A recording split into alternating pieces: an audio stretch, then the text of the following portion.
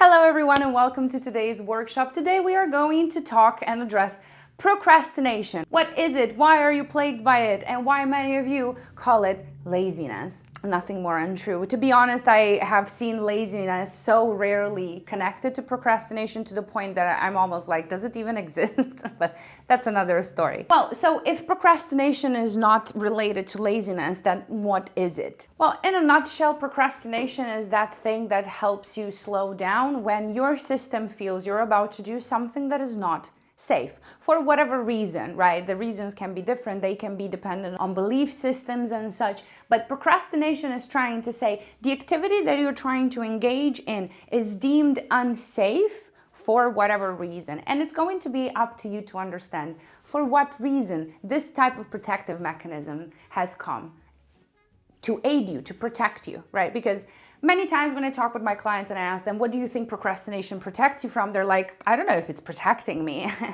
And to be very fair with you, the vast majority of your coping mechanisms are there to protect you, just FYI. So do with that whatever you may.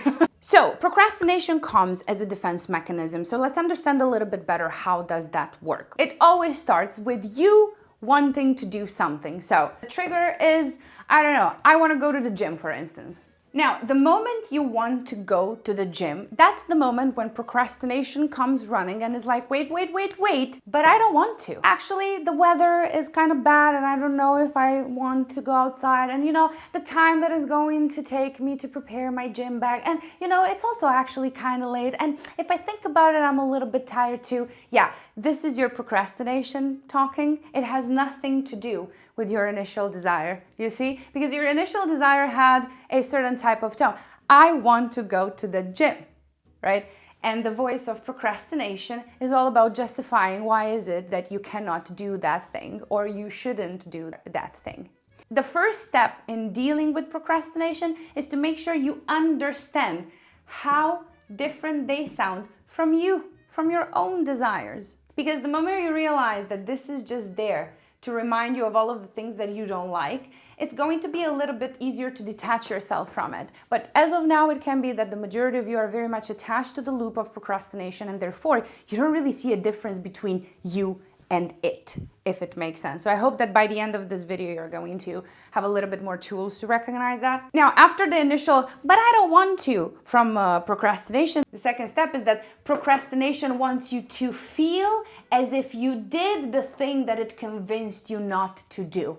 Does it make sense? Like, your procrastination is like, listen, I'm not going to allow you to go to the gym because I think that's way too dangerous, but I do want you to feel as if you actually went to the gym. So here's what I'm proposing to you. A mood-based action. This is the third step. I am going to help you engage. I'm your procrastination talking now. I am going to help you engage in an activity that is going to make you feel the same type of fulfillment-ish as if you went to the gym, at least for a while, right? So instead of going to the gym, how about you doom scroll for a while? How about you do that? But the problem with that is that it never lasts. And inevitably, we go to the fourth and final step of this cycle. Regret not doing it. Cognitive dissonance at its finest, you see. And so once you regret not doing it, we already have a precedent set. This little loop already has been created. And so each time you're going to desire something that your procrastination deems unsafe, is going to convince you to not do it, is going to make you feel as if you did it, to inevitably though feel the regret of not doing it, and so on and so forth, all over again. Now, in order to break this loop, many of you start here to the, but I don't want to do it, and you start to bully yourself and to threaten yourself. If you're not going to do it, these things are going to happen. Depends on how you were taught or how you were convinced to do things while growing up. But for the majority, that doesn't really work because it makes no sense. Procrastination is not there to debate you. Procrastination is telling you that this is unsafe and you need to prove it that is not unsafe, that actually what you want to do, going to the gym, is very safe for you because you're in control of it. But your procrastination doesn't believe that. Your procrastination doesn't believe that you're in control, and therefore, if we want to break this loop, we are gonna have to prove it that we're in control. So how?